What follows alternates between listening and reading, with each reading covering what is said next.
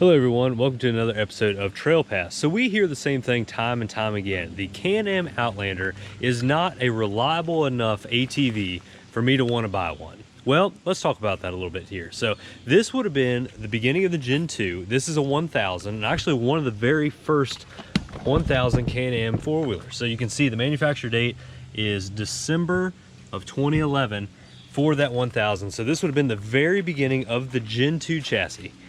And this four-wheeler has, let's take a look actually, so y'all don't think I'm lying,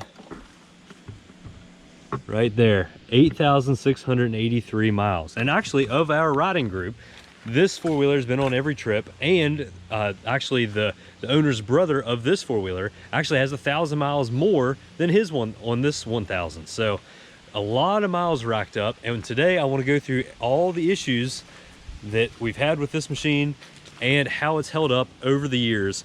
8,600 miles of hard riding.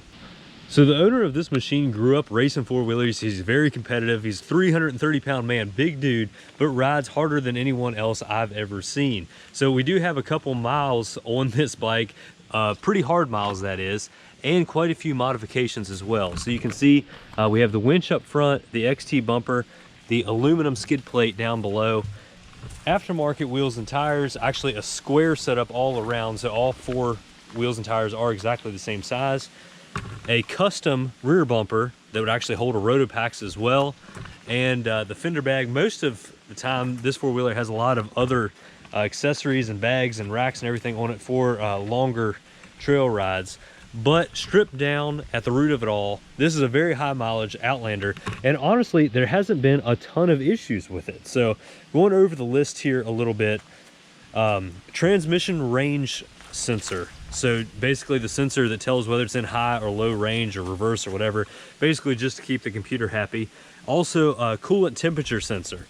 That's really the only two electronic things that have broken on this machine in all those miles. The rest of it has been pretty basic stuff, almost maintenance type items. So you can see we have Fox shocks here in the rear and in the front. That's actually the second set of replacement shocks that we've had on this machine. So wore out the factory set, wore out the first set of Foxes, and now we're on this second set of Foxes. Also CV boots. These are the original CV axles on this machine, but the boots themselves are actually replaced. So you can see right in there, fresh-er boots compared to the axles. But overall, 8,600 miles on the factory axles.